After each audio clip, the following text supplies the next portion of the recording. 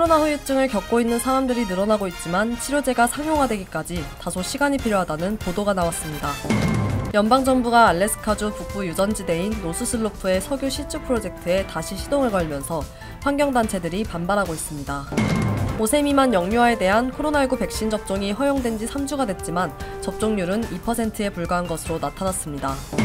뉴욕시에서 원숭이 두창 확진자가 빠른 속도로 증가하고 있어 원숭이 두창 핫스팟으로 떠오르고 있습니다. 뉴저지 한인사회의 교두보 역할을 할 한인회관 건립이 본격화됩니다. 이상은 이 시각 주요 뉴스입니다.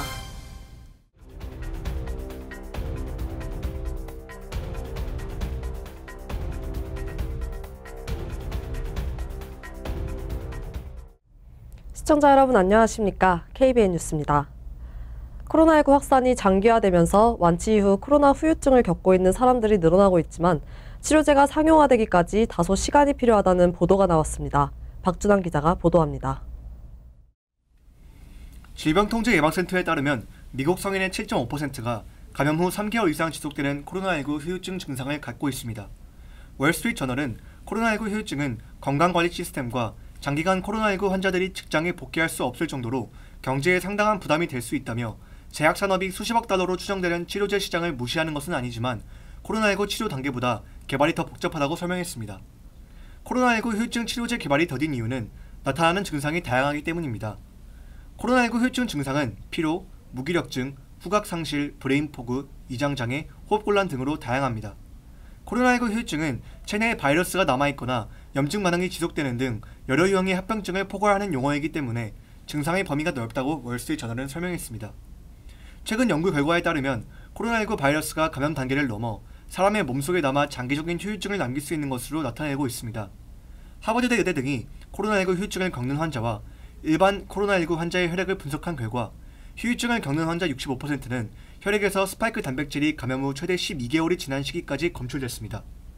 스파이크 단백질은 바이러스의 껍데기에 붙어있는 돌기 모양의 조각으로 우리 세포 속으로 침투하는 역할을 합니다. 스파이크 단백질이 장기간 우리 몸속에 남아 코로나19 바이러스의 활동을 지속하게 만드는 일종의 저장소 역할을 한다는 것입니다. 이 같은 심각성에도 불구하고 제약업계는 선뜻 치료제 개발에 나서지 않고 있습니다. 학계에서는 화이자에 코로나19 후유증 환자를 대상으로 임상시험을 요구하고 있지만 화이자는 어떤 연구가 수반될지 고려하고 있다며 임상시험에는 나서지 않고 있습니다. KBN 뉴스 박준환입니다. 미국 연방대법원이 여성의 임신 중단 권리를 인정한 로데웨이드 판례를 폐기한 뒤 일부 주가 임신 중단을 금지한 가운데 바이든 대통령이 공중보건 비상사태를 선포하는 방안을 검토 중인 것으로 알려졌습니다. 로이터 통신에 따르면 바이든 대통령은 지난 10일 기자들과 만나 임신 중단권을 위해 공중보건 비상사태를 선포하는 것을 고려하고 있느냐는 질문에 내게 그럴 권한이 있는지와 실제로 어떤 영향이 있는지에 대해 살펴보라고 요청했다고 답했습니다.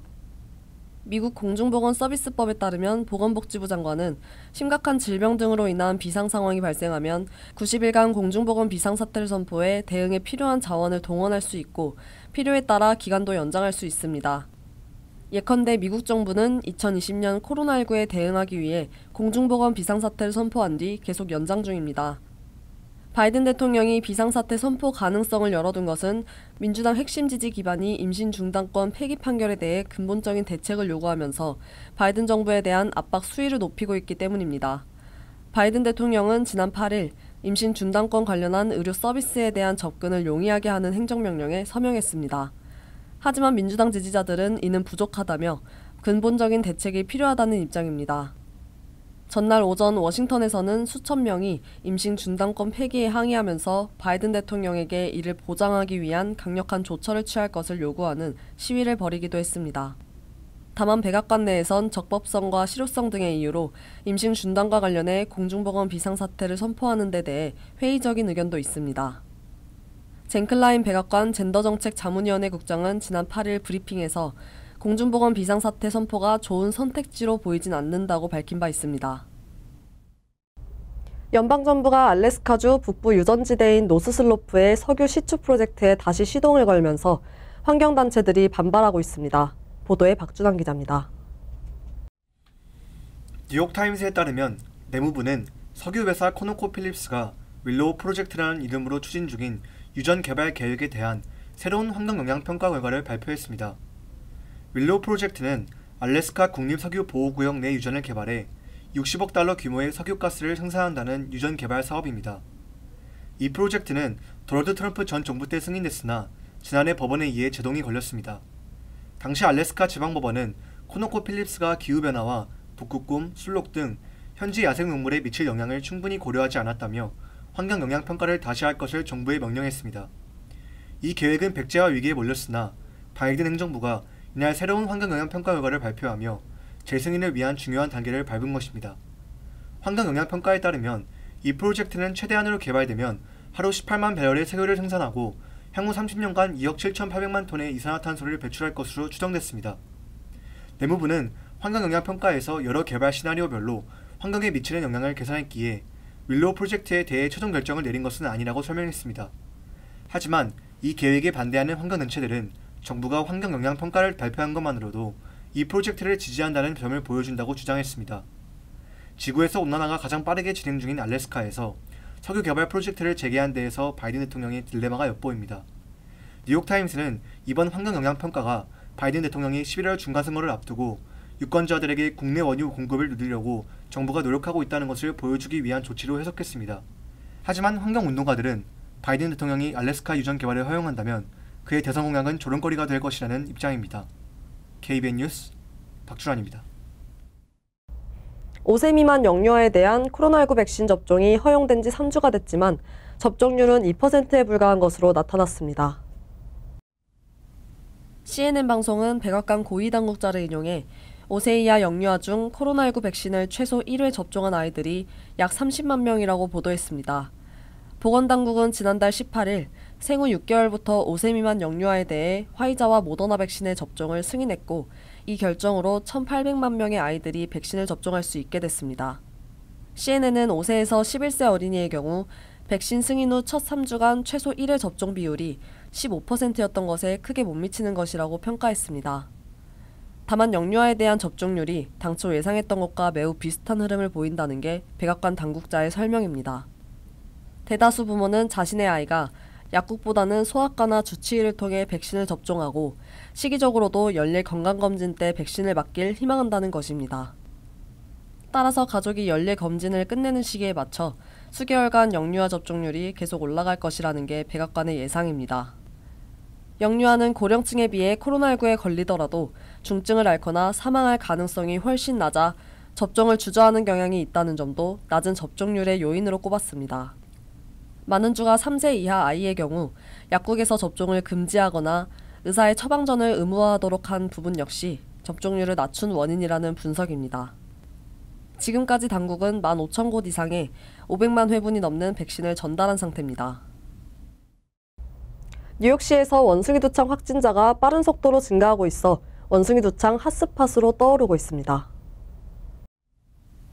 원숭이 두창 환자가 전국적으로 급증하고 있는 가운데 뉴욕시 원숭이 두창 양성 환자 수는 8일 기준 160명으로 하루 전 119명보다 무려 41명이 늘어났습니다. 열흘 전인 지난달 28일 55명과 비교하면 3배 가까이 증가한 수치입니다. 뉴욕시는 지난 5월 19일 첫 원숭이 두창 양성 환자가 나온 이후 상승세를 이어오고 있는데 그 속도가 무섭게 빨라진 것입니다. 보건 전문가들은 검사를 받지 않은 이들을 감안한다면 뉴욕시의 원숭이 두창 양성자 수는 실제 보고된 것보다 더 많을 수 있다고 말했습니다. 뉴욕주 전체 원숭이 두창 확진자 역시 급증세에 있습니다. 연방질병통제예방센터 통계에 따르면 8일 기준 뉴욕주의 원숭이 두창 확진자 수는 전국에서 가장 많은 174명으로 집계됐습니다. 전국적으로는 원숭이 두창 확진자 수가 총 791명으로 집계됐고 뉴욕주가 전체의 19.3%를 차지했습니다. 다음으로는 136명을 기록한 캘리포니아주로 전체 환자의 17.2%를 차지하고 있습니다. 한편 뉴욕시는 연방정부 지원 6,000회분의 백신이 도착한 다음 날인 8일부터 원숭이 두창 백신 예약 및 접종을 재개했습니다. 시 보건국은 현재 운영 중인 맨하탄 첼시 접종소에 이어 할렘 지역과 퀸즈에도 접종소를 개설할 예정입니다. 지난달에 이어 가족이민 영주권 문호가 진전을 이어갔습니다. 취업이민은 3순위 비숙련을 제외한 나머지 전부문은 오픈 상태를 유지했습니다.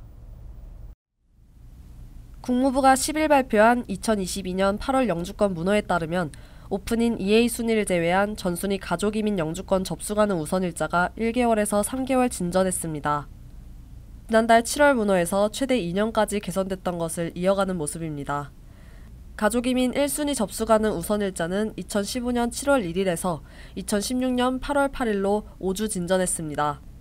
영주권자 직계가족 EA 순위의 접수 가능 우선 일자는 지난달에 이어 오픈 상태를 이어갔습니다.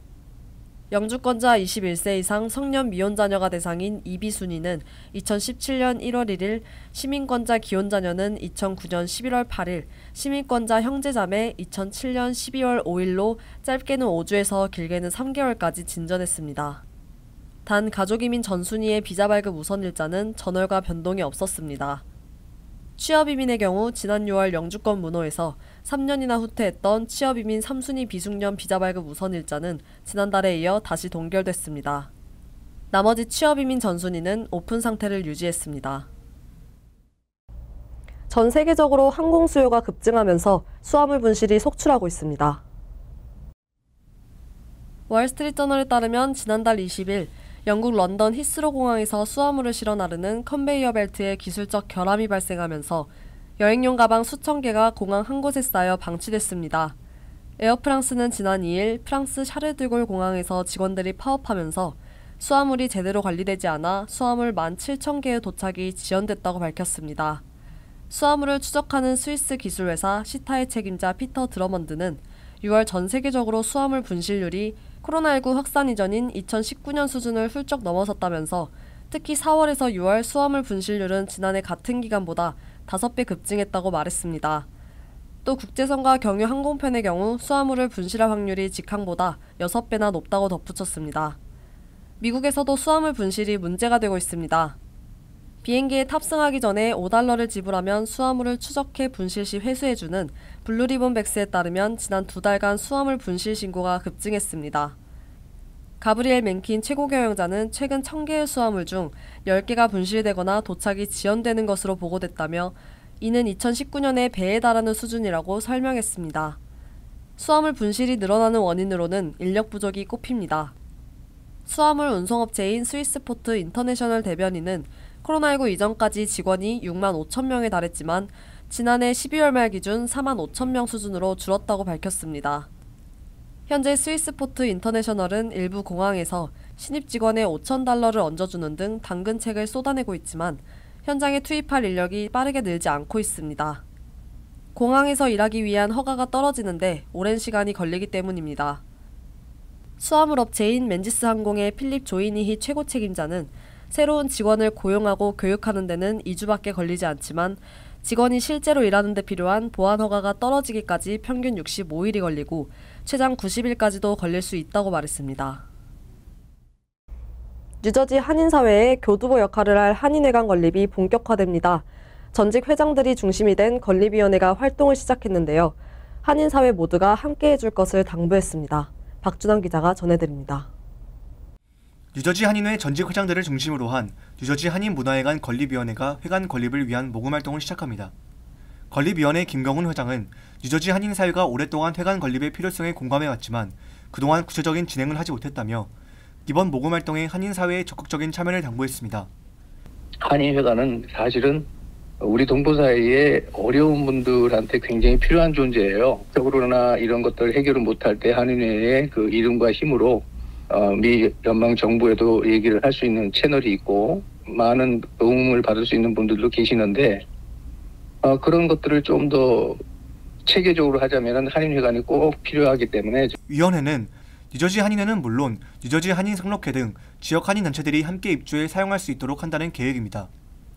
저희는 그 각 지역 단체와 그다음에 상록회, 그다음에 청소년 재단 같은 이런 재단들이 들어와서 많이 활성화시키면은 그 청소년들이 앞으로 우리의 미래이기 때문에 그 부분에 좀 중점을 좀 두려고 생각을 하고 있어요. 근데 위원회는 $25만 모금 목표액으로 정하고 매달 $100씩을 기부하는 건립위원 100인회를 모집하고 있습니다.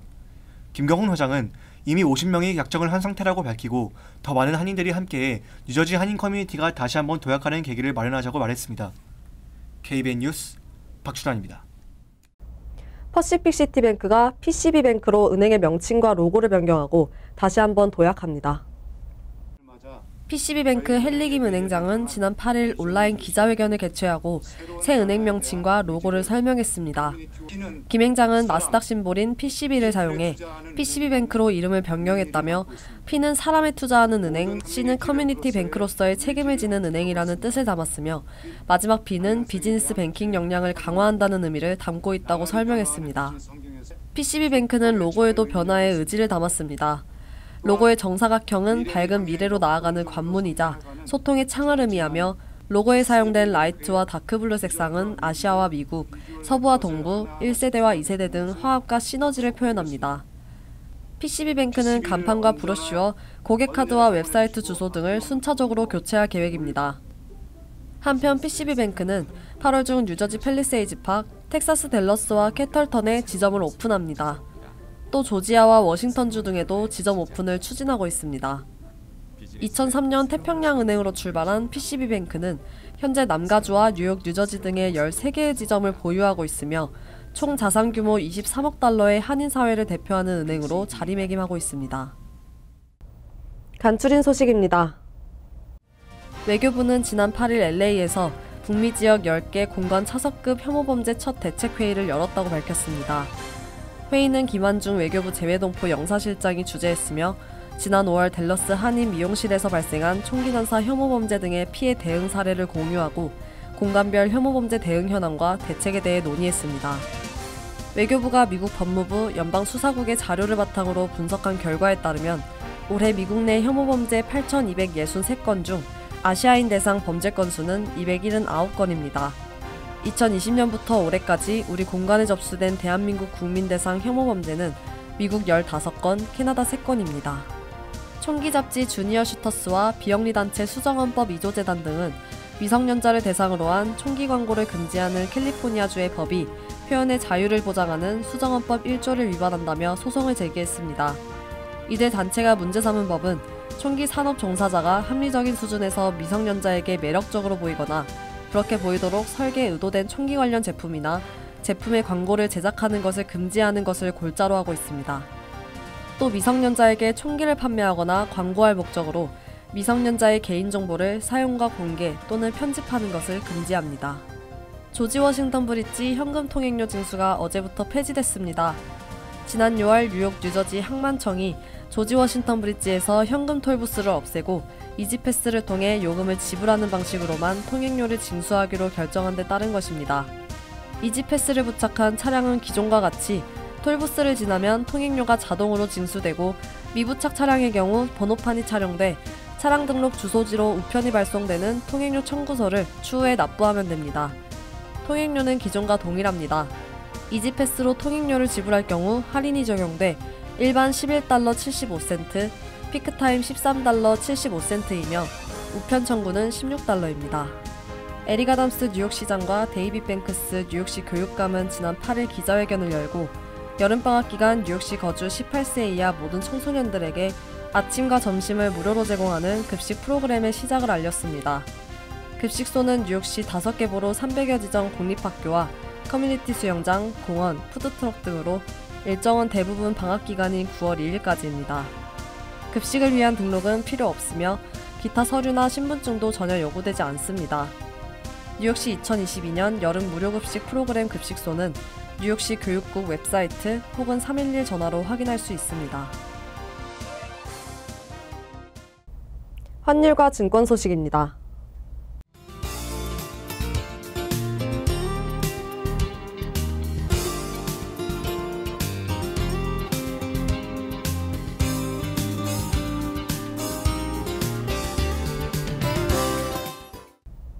이어서 날씨입니다. 화요일은 청둔 번개를 동반한 소나기 내릴 가능성이 있습니다.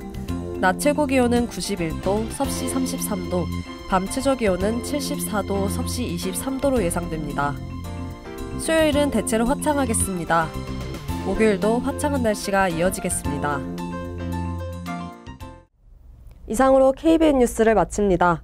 KBN과 함께 즐거운 저녁 되시기 바랍니다.